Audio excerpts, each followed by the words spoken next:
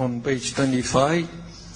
So there you can read the extinction of greed, the extinction of anger, the extinction of delusion. This is called Nibbana, no? So stated by the Buddha. And the next paragraph, Nibbana is supramundane. So by supramundane, we mean it is beyond the sphere of mentality, materiality, which is the world of suffering. So our world, no, we ourselves, we are just made up of mentality and materiality. So when we say mentality, it comprises consciousness and mental factors. Now, consciousness and mental factors are called mentality. And all these 28 types of materiality, they are known as materiality. So, so long you have mentality, materiality, you have suffering. You say, you have suffering. No? Because mentality, materiality are arising, dissolving all the time. No, they arise and dissolve, arise, dissolve. And we are made up of only mentality, materiality. No, so any person, science know only materiality. We are made up of only materiality. Now the Buddha said, no, not only materiality, we are also made up of mentality, no, consisting of consciousness and mental factors. So, no, what really exists in us and in the whole universe is only these three. What are they? The first three ultimate realities we call consciousness, mental factors, and materiality. Only these really exist. And since they arise, dissolve means they perish. Arise, perish. So they amounts to suffering. They amounts to suffering. So we say it is the world of suffering. As Nibbana has no mentality, no materiality in Nibbana. So you cannot see Nibbana, no form, no shape, we say, not like no mentality, no materiality. So because of that, Nibbana is called supramundane. But we can see Nibbana with supramundane consciousness. So, these 8 consciousness are known as supramundane consciousness. These 8 consciousness. So, Lokuttara actually means supramundane. Supramundane. So, we can see Nibbana. And we can enjoy the taste of Nibbana right away in this life. Just like when we watch the movie. When you watch the movie, so like the Chinese movie and Korean movie, they are very popular nowadays. So you have great joy and happiness. You enjoy watching it. So actually, you are just watching the screen. Judging the screen and the images you get this place. The same thing with this consciousness, you can see Nibbana. Nibbana, that total peace and happiness. And you enjoy total peace and happiness right away. In this very life, you can enjoy Nibbana. So again, this is very unique. In other religions, they say if you believe in God, and if you obey His commandments, then you will be sent to eternal heaven. So if you don't believe in God and you don't obey His commandments, you will be sent to eternal hell, they say. So they have only 2 eternity, eternal. But when He will send only after Judgment Day. The Judgment Day would come only at the end of this world. So they say this world is created by God. And one day God will destroy this earth. So before He destroy, only then He will call all the dead. So the dead will be waiting. Their soul will be waiting in their tomb, waiting for Judgment Day. So the Judgment Day will come. So near the end of this world, that according to science, this world will last for another 5,000 million years. So that means they have to wait for 5,000 million years. So only then, after Judgment Day, they have to go to heaven, they say. But like in Buddhism, you can enjoy Nibbana right away. And you can agree with Buddha that this, the Nibbana bliss is unique, much superior than sense pleasure. Much superior than when you get the jhana. The jhana is superior to sense fear, sense enjoy, sense pleasure. And Nibbana is much better than the jhana bliss again. So it is the highest bliss that you can attain in this very life. At the middle of page 25, we have the topic, two kinds of truths. So you have learned two kinds of realities now. What are the two kinds of realities? Conventional realities and ultimate realities. Conventional realities are the things that all the people believe to really exist. But the Buddha said they do not exist in the ultimate sense because they can be divided into ultimate realities. So only ultimate reality really exists. So depending on these two types of realities, we also have two kinds of truths. The first kind we call conventional truth. In Pali we call samuti satya. Satya means the truth, and samuti means conventional. So this truth takes conventional realities to really exist and speaks in terms of conventional realities. So we use the common vocabularies like man, woman, table, etc. To speak. So when you speak without any intention of lying, then we say you speak the truth. We say now, the Dr. Mon teach Abhidhamma to say 80 students. So these are all conventional truth. Dr. Mon is conventional truth, students are conventional truth, conventional reality, conventionality. So it is correct according to conventional truth. So it is called conventional truth. So in this conventional truth, we take that all these the conventional realities exist. Man exists, woman exists. Like the animals exist and the inanimate things, they also exist. And also mothers exist and sons and daughters exist. Now when the mothers and the fathers exist, the mothers and fathers must obey their parents' duty. And then sons and daughters, they must abide by the children's, the sons and daughters' duty. So if you do not abide by this duty, then you are making unwholesome action. So if you kill a man, so as we take a man really exists, if you kill a man, it is murder. So it is a crime. If you steal other people's property, so if you say, as property do not exist, people do not exist, so these things do not belong to anything. If you just take them, so the Buddha said you should not take it. It will amount to stealing. If you take other people's property, it will amount to stealing. So actually in this, when we regard all living beings exist, then we should even develop loving kindness. We should develop respect to all living beings. Even to animals, we should develop the respect, and we should also develop loving kindness to all. That is the teaching of the Buddha.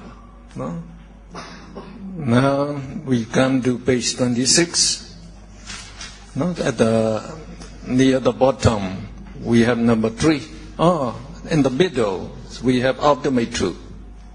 So relative conventional truth and ultimate truth. Ultimate truth is called in Pali Paramattha Satya. Paramattha means ultimate realities. So Satya is the truth. So it takes not the only ultimate realities to really exist. So in this ultimate truth. So they don't take conventional realities to exist. So if you say, for example, oh, there are men, women, and animals in this world. So it is correct according to conventional truth, but not correct. Not correct according to ultimate truth. So according to ultimate truth, how would you say? What really exists in this world? Consciousness, mental factors, and materiality. Only these three exist. Or in other words, you say, now the consciousness and mental factors, they can be combined. We can call them mentality. Only mentality, materiality exists in this whole world. And the same thing, only mentality, materiality exists in every living being. So if you say that, it is correct, according to the ultimate truth. Now, the next topic on page 226, near the bottom. So we go at number 3, elusive world and real world. So depending on two kinds of truths, again there can be two kinds of worlds. Now you please read this paragraph. Ordinary human beings with a lot of defilements. So when we say defilements, they refer to greed, anger, and ignorance. No? So those who have a lot of this greed, anger, and ignorance, they are called worldlings, putujana, worldlings. As worldlings, our minds are blinded by these defilements, that is blinded by greed, anger, and ignorance, and we cannot see the true nature of sense objects. So we see living beings and inanimate things to really exist, and we regard them to be permanent, pleasant, persons and things, beautiful and desirable. This is the elusive world that we live in. So we are living in the elusive world. No, as worldlings, our minds are blinded by ignorance and also by greed and anger. Blinded. So we don't see the true nature. We see only the illusion, as produced by the ignorance. As we don't see the real nature, so we have the wrong vision. So we think, oh, men, women really exist. And all these cars, the luxury, the wealth, oh, they really exist. So they are enjoyable, desirable. So, because the ignorance gives us the wrong vision. Greed becomes attached to these things, attached to you, attached to all the things you love, to your wife, to your children, to your wealth. And then you think that, to get money is very important in this life, because only when we get a lot of money, then we can live very luxuriously. So when we say living luxurious, it means enjoying sense pleasure, not just enjoying the movies and the songs and the good food and the good clothing and the cars. So we think them to be really happiness, and that most people, they think that is the only real happiness in life. So their objective in life is just to get an education, and then get a good job, then try to get some money to buy an apartment, and then get married with the wife, with the person you love, and then produce some children, and then live happily enjoying these luxury. That's all they think. That's what all the people think are just like that, all over the world. I have been all over the world. So Whenever the city is bigger, so the people are more crazy, crazy to get money, to enjoy this. So they have to work more. They have to work more, and they think they would be happy, but it is not really happy. Not really happy. No, it's because sense pleasure, sense enjoyment, gives only, we say, little pleasure, and it gives actually great suffering. Actually, the real thing is that happiness that we say, they are just mental factor. The pleasant feeling is called bliss. When you come across with pleasant things, that you get something that you like, that greed is satisfied. When greed wants to get much money, say 1 million. So when you get 1 million, you are very happy, you feel, because greed is satisfied. But only temporarily. Only temporarily. Then greed said, you better get 10 million. So you have to work again. After you get 10 million, no, 100 million. So never ends. Never ends. So when we are under the influence of these defilements, then we are just walking the whole life. We think we should be happy, but really not happy. No, not happy. Now when I say this, so we can look at the world, like today. We regard United States to be the richest country, the most developed country, the United States. They even use more than half of the energy of the whole world in them. They are using like that, great luxury. So they think that if you surround a person, all the things that he needs, he will be very happy. But they found now it's not correct. Not correct. Why? Americans are among unhappy person. I should say. You already have learned that America is in great debt. $3 trillion in debt. So America is in debt.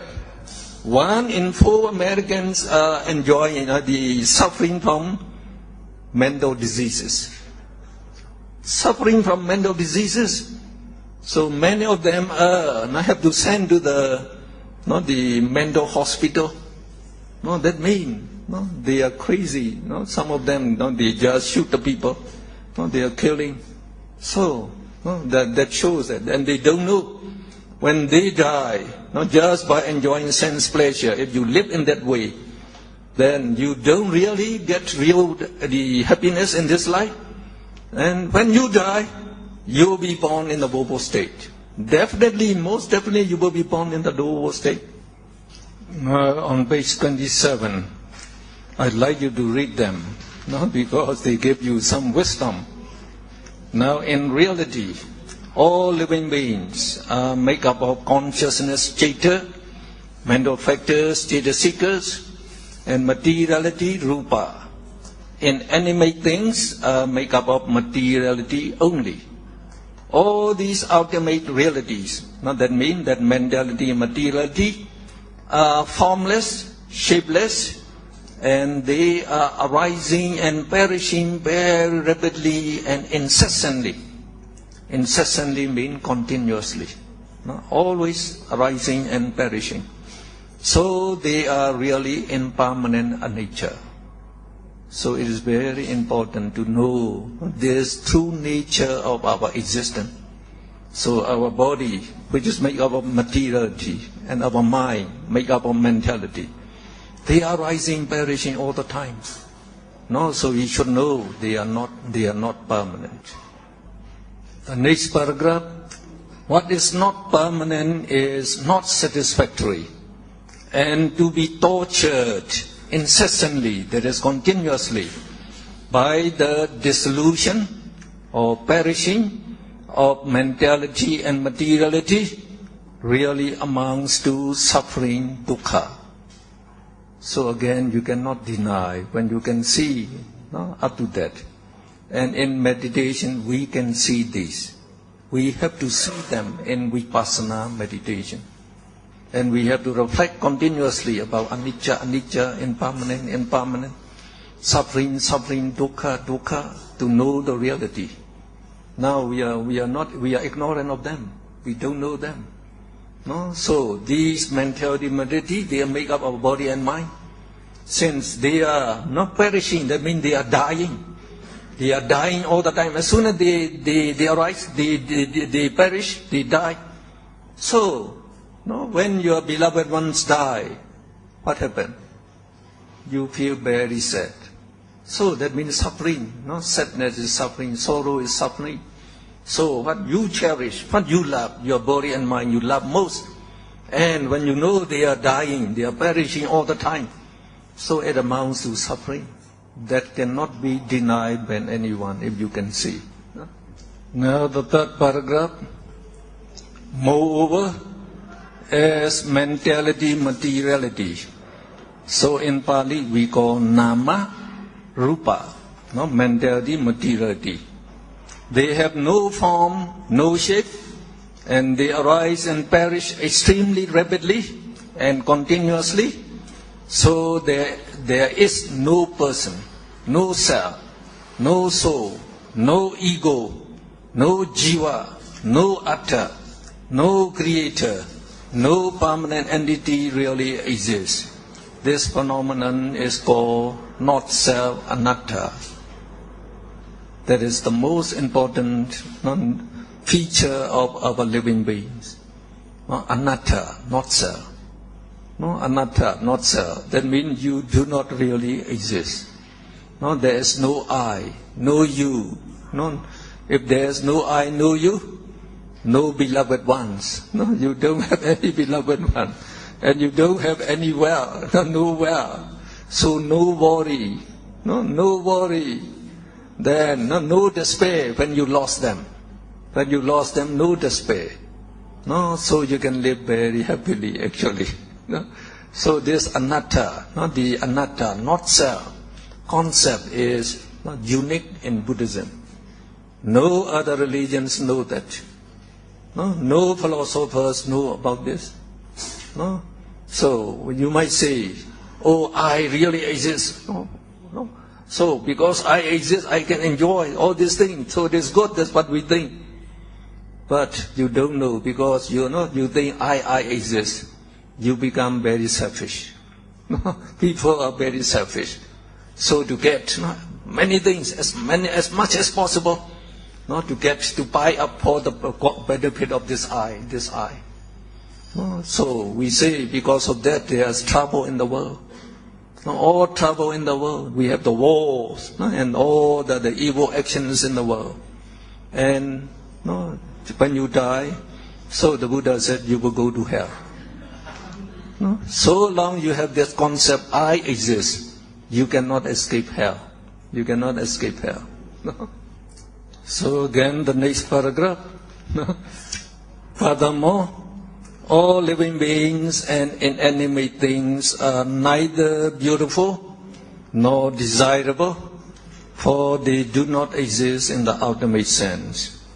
Besides, they arise and dissolve. They are made up of only mentality, materiality. They are rising, dissolving very rapidly. So they are just suffering. If you know they are suffering, you don't desire anymore. No greed to desire for them, and no attachment to them. If no greed, no attachment, the Buddha said there will be no worry, no grief, sorrow, sadness, despair. So you can live very happily. You can live very happily. And then we think that living beings are very beautiful, but actually they are not beautiful. So we give the example of Miss Universe there. So we say every living being is repulsive. Repulsive means asubha. Asubha is the fourth characteristic of mentality and materiality. So mentality and materiality have four characteristics. That is impermanence. Impermanence we call anicca. Suffering, dukkha. Not self, no I, no you, no person, no ego, no soul, just like other religions believe, no soul, no creator. So that we call not the anatta, not self. And then the disgusting is asubha. So if you know these two characteristics, then you can get rid of those greed, anger, and ignorance. So because ignorance blinds our mind, so we cannot see these true characteristics, so we see the wrong characteristics. So instead of impermanent, we say we are permanent. Instead of suffering, we say, oh, it is pleasant. It's pleasant to eat or to enjoy the sense pleasure. And then we say anatta. No, I exist since I born. I exist up till now. And then instead of the disgusting asubha, we say, oh, we are beautiful. No, my beloved ones are beautiful. So we take the wrong things. And now we enjoy sense pleasure. So we think we shall be happy with the sense enjoyment. But actually we say that is the wrong way. The wrong way, no real happiness. So we have to give up the sense pleasure in meditation. Only then you can develop the wisdom in the jhana and then megha and phala. So we say jhana is mental absorption, megha is the path wisdom, and the fruition wisdom that realize nibbana, and then you can enjoy eternal peace and happiness. Now, what is the real world? So now we have talked about the elusive world now. So we say in the real world, there are only consciousness, mental factors, and ultimate materiality. They have no form, no shape. So in the real world, no persons, no woman, no man, no I, no you, no inanimate things. So only as no form, no shape, we say it is emptiness. It's emptiness because in terms of the mentality, materiality, it is emptiness. No mentality, no materiality. So if you see, if you can see that with the human eye, so it would be emptiness. But you can see these ultimate realities by pure mind. By pure mind. When we say pure mind, the mind is free from those defilements, greed, anger, ignorance. So they can be suppressed, not to arise in the mind, by meditation. By meditation. So when you attain the jhana, so your mind is pure. Your mind is pure because no greed, anger, ignorance arise in the mind anymore. So when there is no greed, no anger, and no defilement, when the mind becomes very pure, so you enjoy very, very high, the bliss, joy and bliss, happiness there. And the amazing thing is, very bright, penetrative light, radiated from the pure mind. Radiated from the pure mind. Very bright, penetrative light. So brighter than X-ray, you might say. More penetrative than X-ray. When you take the X-ray picture, you can see only the bones, the skeleton, only the bone. You don't see the clothing and the flesh anymore. But with this, the pure mind eye, you can penetrate the bones. Even the bones disappear. So that means no person exists. But you can see those consciousness, mental factors, and ultimate materiality, though they have no form, no shape. You can see them by this pure mind, because you can characterize them by their characteristics, So, you can see this mentality material arising, dissolving rapidly. You can see them. So when they are rising very rapidly and dissolving very rapidly, you know they are impermanent, and they are suffering, and they are not self, and they are just disgusting. You know that. So in Vipassana, we have to reflect on these four characteristics.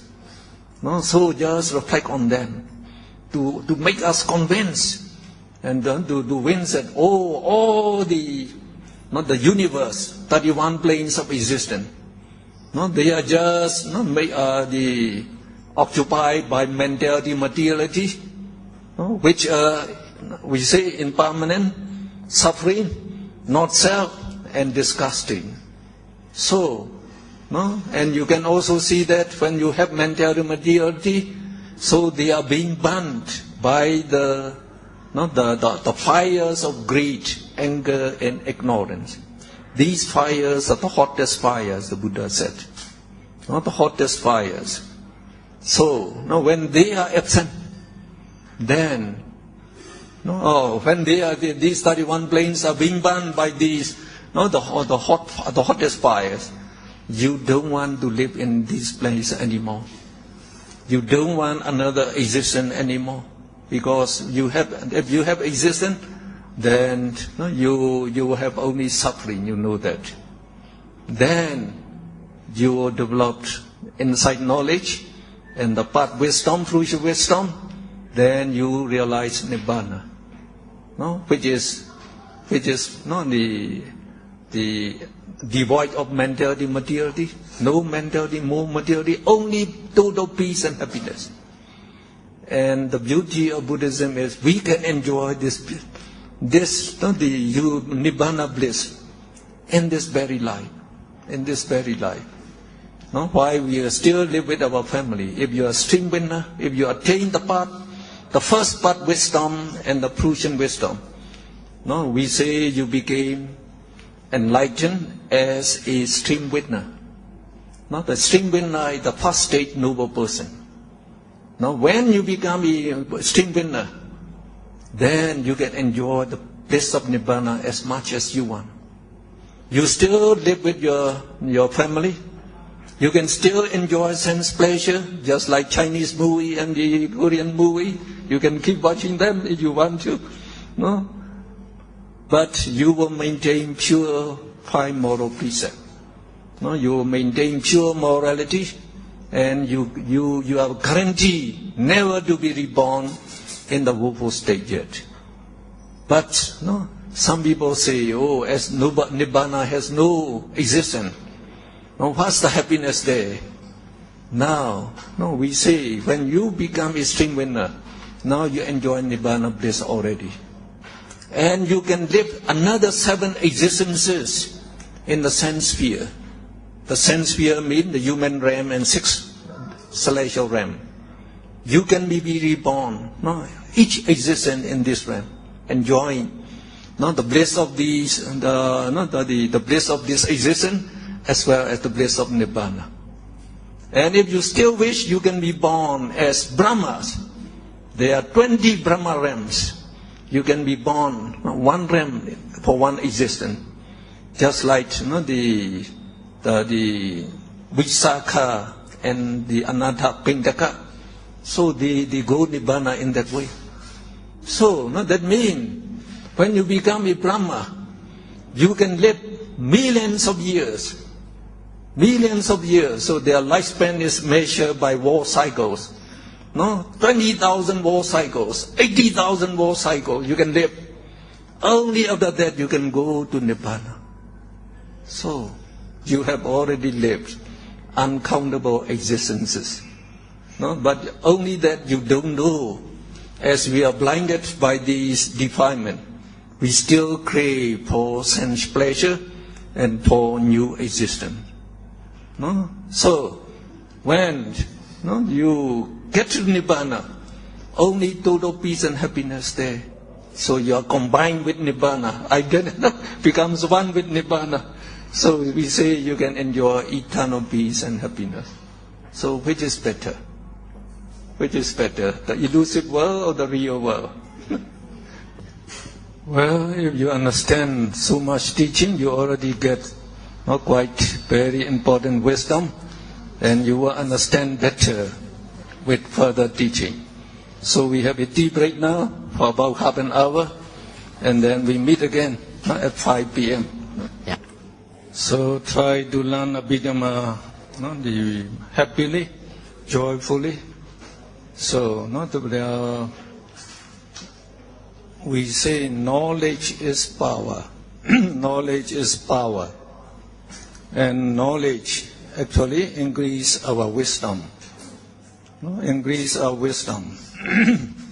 And only when we listen to the teachings of the Dhamma, the Buddha, teachings of the Buddha, we gain great wisdom.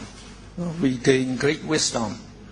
So by this wisdom, we can live very wisely for great benefit. So even in listening to the Dhamma, so like in the Myanmar, they have a saying.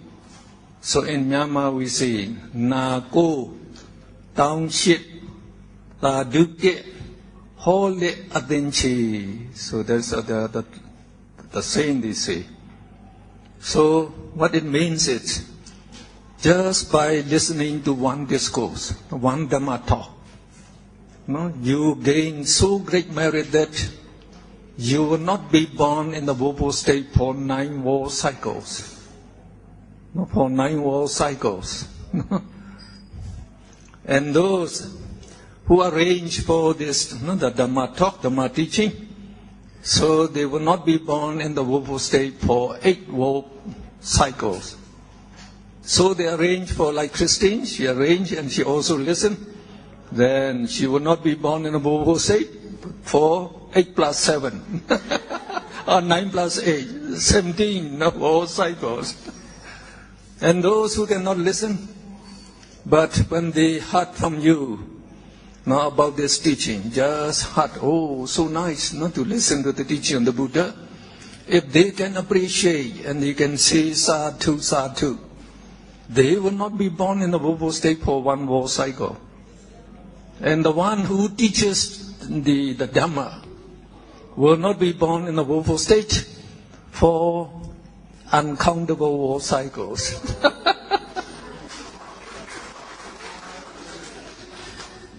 So I will always willing to teach. So after you learn, you can also be a teacher. So many of my students become teachers. They become teachers. Some of them, they listen to my Dhamma. They attend my Dhamma classes for 4, 5 times. Then they became teachers. So you can do the same thing. You can do the same thing. And one person asked me, can we appear for the Abhidhamma examination here in Indonesia? I said, yes, you can. Because the people in Singapore, because especially in Singapore, we have many Myanmars now living there. Living there and they're working there. So they also attend my Abhidhamma classes and they like to appear for the examination. So we are arranging with the embassy to conduct the Abhidhamma examination in Singapore. So they will be able to appear for the examination there. So here, if you are willing, we can also ask the Myanmar embassy to conduct the examination for you. But probably they don't know how to translate into Indonesia yet.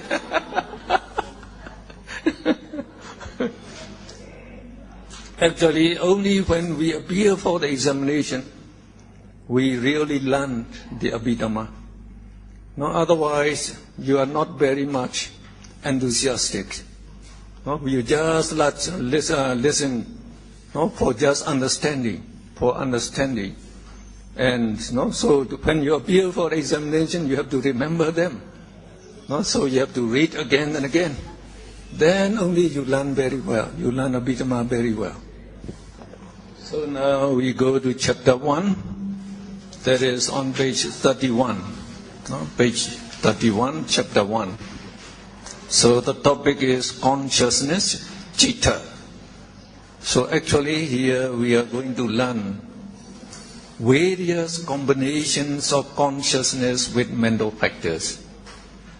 So these, the different combinations of consciousness and mental factors, they explain the various states of our mind. Now sometimes you are very happy, sometimes you are very sad, and sometimes you are very angry, and sometimes you are very good-natured. So why your mind changes very quickly, so many times? So like in the West they say, as they cannot find the true answer, they say it is just like the Queen Elizabeth. So today she wears one costume, another she wears another costume. So just by changing the costume, she is changing, her appearance is changing. So they answer like that. But it is not like that.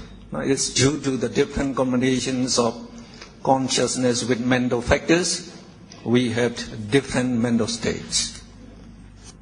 Now you already know, citta, that is consciousness, is defined as the consciousness of the senses or awareness of a sense object. So in this meaning, consciousness is the same in all persons. The consciousness that arises in the king and in the beggar and in the animal, they are all the same. But the next paragraph, cittas may be divided into 4 classes in accordance with the 4 planes or spheres. So we describe 4 planes here, and you will see below about these 4 planes.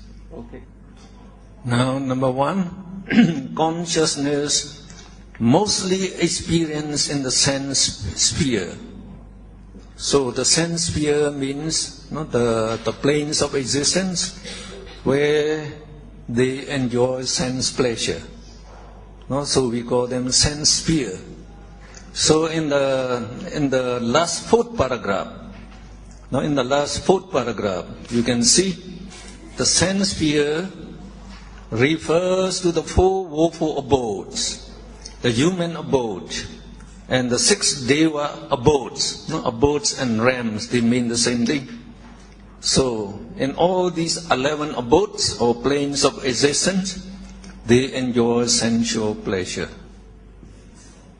Now number 2, consciousness mostly experienced in the fine material sphere. In Pali we call rupa loka. So again, in the 3rd last paragraph, the fine material sphere refers to the 16 planes of the existence, populated by rupa brahmas, that is Brahma with forms and bodies.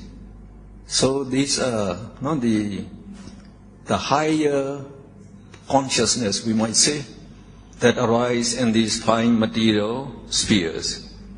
Number 3, above, consciousness mostly experienced in the immaterial sphere, we call arupa loka. So in the 2nd last paragraph, the immaterial sphere refers to the 4 planes populated by arupa brahmas, that is brahmas without forms and bodies. So these brahmas, they have only minds, they don't have any bodies.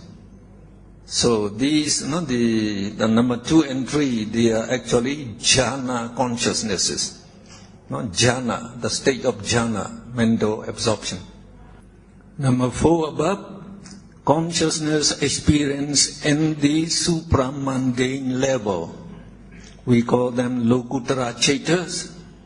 So again, the lokuttara refers to beyond the 3 spheres.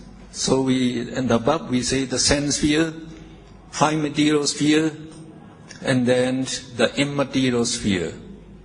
So these are the spheres of mentality and materiality. So when we say supramundane, it refers to Nibbana. It is beyond these three spheres. So they actually refer to these 8 Lokuttara Chaita. No, so here we have Lokuttara, no, the Kusala Chaita 4, Lokuttara, Akusala Chaita 4. These four are described, their names are described here. So these 8 Chaitas are known as supramundane consciousness. So they are aware of Nibbana. We enjoy Nibbana by these consciousnesses. Now on page 32 now, so we have the topic, sense sphere consciousness. So as we belong to the sense sphere, so these will be the consciousness that arise in us most of the time. In Pali, if you can take note, the Pali word is better. We call it Kama Vajara Chitta. Kama means sense pleasure. Avajara means fear. So Kama Vajara actually means sense fear, consciousness. So there are 54 consciousness, and they are divided into 3 groups. One is immoral consciousness. So immoral, in Pali we say akusala. Akusala, not moral. Not moral means not wholesome. Not wholesome consciousness. And then 2 is rootless consciousness. They don't possess any roots. So by the root, you already have seen, we have 6 roots. Lobha, dosa, moha. So they don't have any roots. So they are called ahetuka chaitas. And then number 3 is sense fear, beautiful consciousness. So we say kama sobana chaita. So kama refers to sense fear. Sobana means beautiful. So the beautiful chaitas that can arise in us. So there are 3 classes. Then we go to the next topic. So we take the first group, that is immoral consciousness, akusala chaitas. Now akusala means immoral or unwholesome. People usually commit wicked and evil deeds with akusala chaitas. So akusala chaitas bear bad result.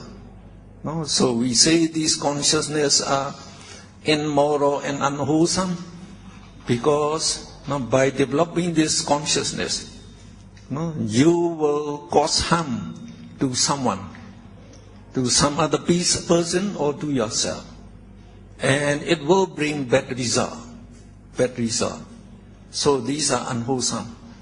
So they amount only 12 in number. But they arise most of the time in the worldlings. Not the worldlings. We are also worldlings, remember? So they arise mostly in us. Okay. Now these 12 akusala chaitas are again subdivided into 3 classes. One is greed-rooted consciousness. So we call lopa mula chaitas. So, lopa, you already need to know it is greed. Mula also means root. It means root. So, greed-rooted consciousness. There are 8 of them. Anger-rooted consciousness is dosa mula chaita. So, mula, again you can see dosa is anger, mula is rooted. So we call it dosa mula chaita or anger-rooted consciousness. The number only 2. And number 3 is ignorance-rooted consciousness, moha mula chaita. So moha, ignorance, is as the root.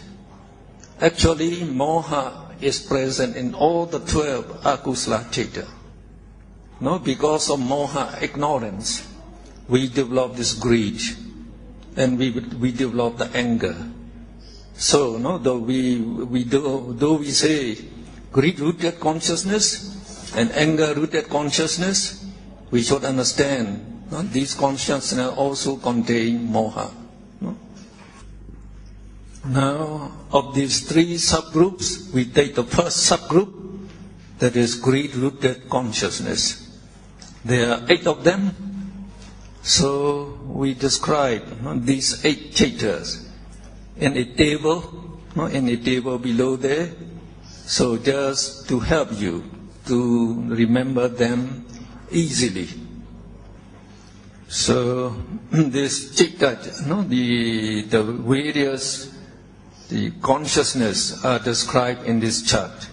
No, we call the citta chart. So this this table or this chart actually describe all the 121 types of consciousness. So these consciousnesses are divided into 4 classes according to the sphere, the sphere where they arise. So we say, in a karma sphere, karma sphere is the sense sphere. Kama vachara citta amounts to 54.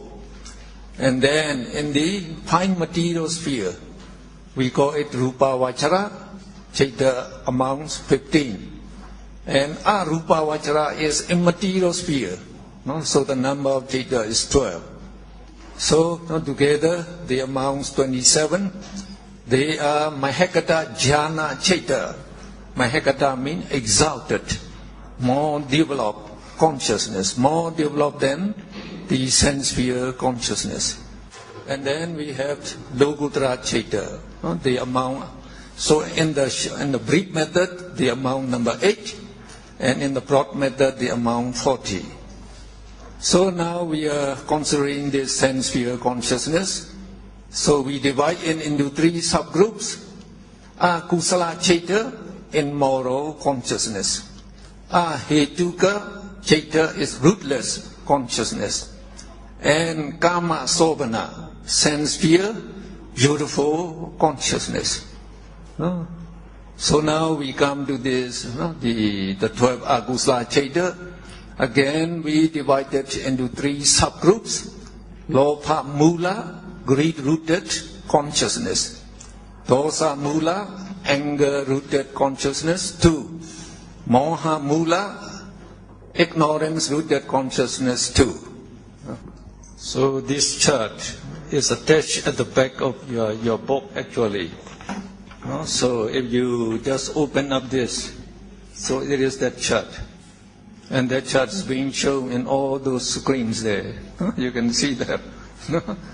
So now we are considering the 8 lobha mula citta, greed-rooted consciousness. So these 8, the consciousness, they are first divided into two kinds.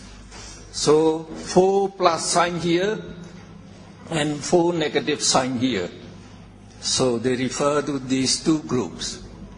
So just below that table in your book, in the table in your book, you can see the positive sign denotes somanasa sahakatam, and the negative sign denotes upekha sahakatam. And the meaning of these 2 palis are given on the right hand side, on the right hand page in the middle. You can see the meanings.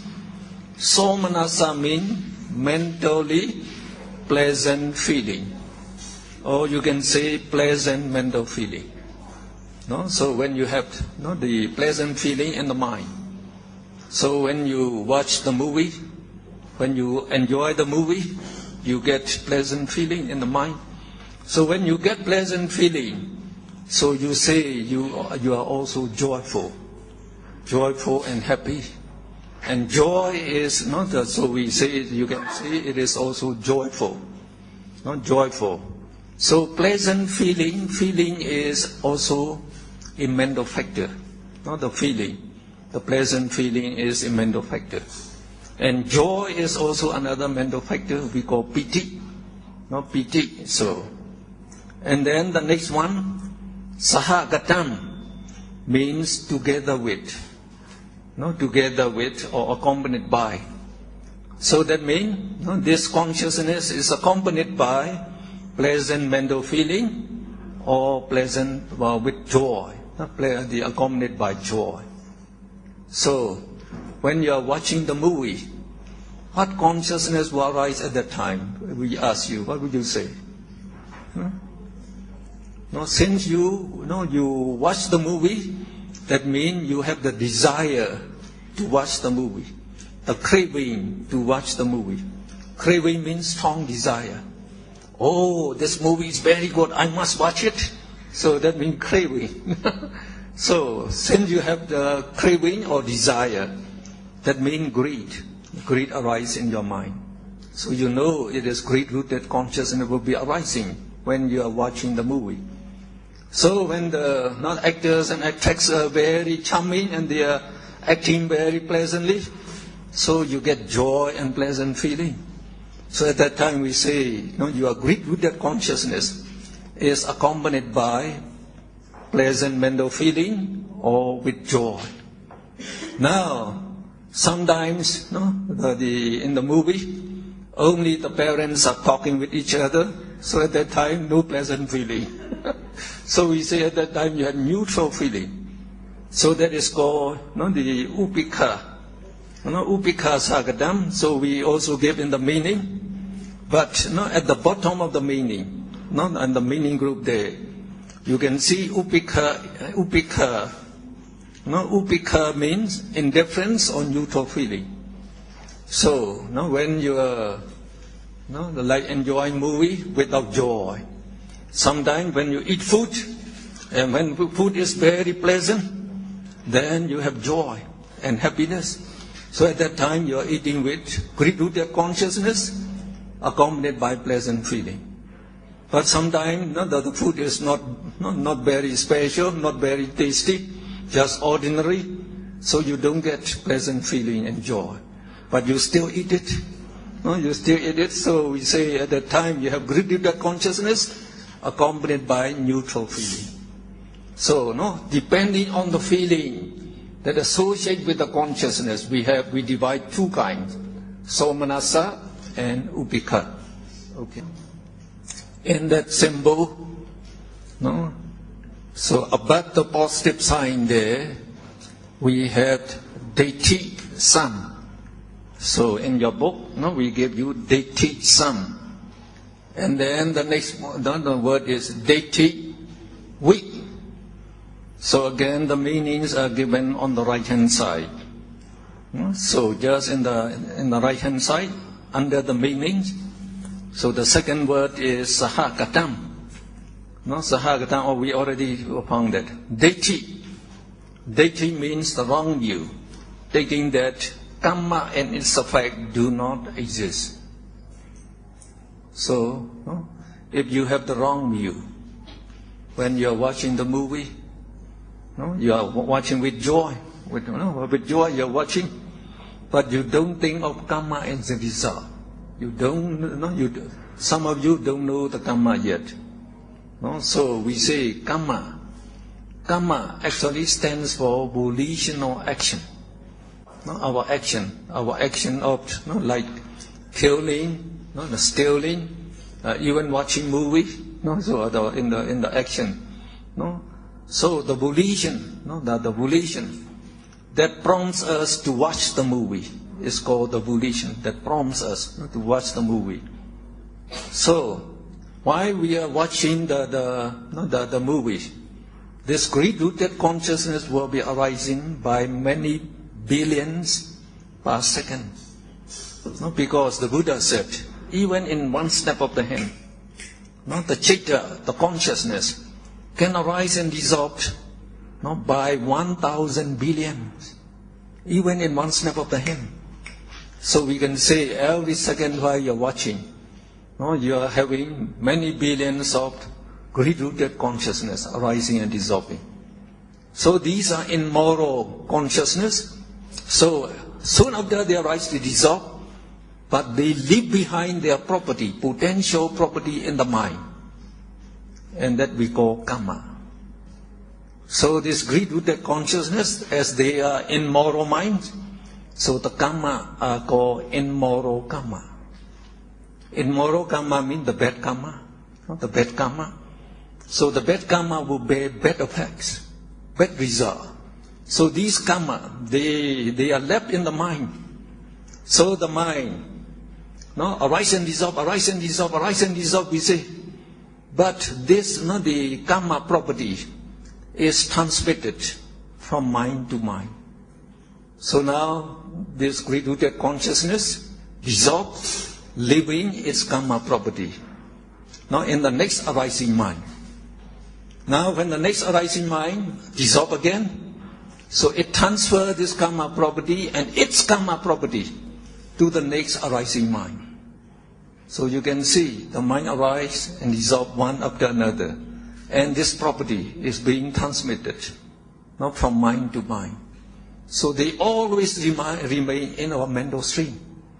So the mind is not one. No, the mind is just like a stream, not like the water flowing all the time. Not just so the same thing, consciousness flowing all the time.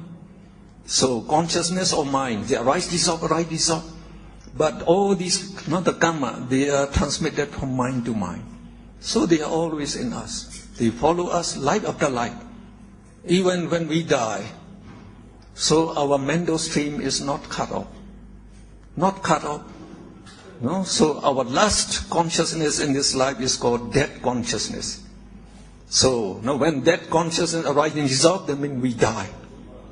As soon as you die here, you are born in the next life.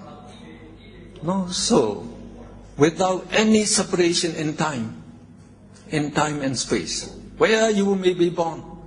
So immediately after you die here, you are born there again. So all the karma properties, no, that are in the present mental stream are transmitted to the rebirth consciousness of the next life. So that means your karma is transferred to the next life. No? So these karmas are very important, because they determine our fate and destiny. So this bad karma, no, it will condition you to be born in the woeful state life after life. So once you are born in the woeful state, it will be very terrible. No, you should know that. You should know that. So, no, when you are born, say like an animal, or a woeful ghost, or a hell denizen, we call them, then no chance to perform meritorious deed in those lives. Like the animals, they don't know the Buddha, the Dhamma. So they cannot develop moral minds. They cannot develop moral minds. And like the hell, oh, you're suffering all the time. No time to perform moral mind. So as these moral karma, they are produced by many billions, and they are just like plant seeds. One seed can give rise to a new plant. The same thing, one bad karma can produce one existence in the woeful state. So as you have billions of bad karma, you will be born in a woeful state again and again, the Buddha said. So what the Buddha said was actually very frightening. No? Once you are born in a woeful state, to regain the human existence again. That means when you have the chance, your good karma, have the chance to bear result, you will be reborn as human existence again. But to get that chance would be very difficult. So how much difficult? So what he said is almost impossible. He said you drop down a long thread from the celestial realm, and you let one person hold a needle with the hole the upside. So would that be easy or possible for that thread to get into that needle hole? So you just imagine, if you drop from celestial realm very far away, to get into this hole would be almost impossible. That can be easy, the Buddha said. compared to the chance to be reborn as a human being from the verbal state is more difficult than this. So that's why the Buddha said, to get the human existence is very, very difficult. Very difficult. To come across the Buddha's teaching is very, very difficult. And to listen to the Dhamma, the teaching of the Buddha, is very, very difficult. And to develop faith and confidence in the Triple Gem is very, very difficult. So now we have all these 4 difficult things now. So that's so we are very lucky. Very lucky. So if we don't understand, don't know the teaching of the Buddha, then we shall be happy only with this immoral consciousness. We live only with this moral consciousness most of the time. So, definitely, most definitely, when we die, we shall be born in the verbal state. So again here the Buddha, he gave an example. So he took a little earth and placed on his thumb. And he asked the monks, what do you think? Which is greater in number? The grains of sand in the earth on my thumb, and the grains of sand that is in the whole earth. So very certain, the monk said, the number of grains in the whole earth is much, much greater than the number of sand on your thumb. Yes, the Buddha said. When living beings die, so when we say living beings, that means all living beings, human beings, celestial beings, the woeful beings, all of them. When they die, those who are born in the blissful realm,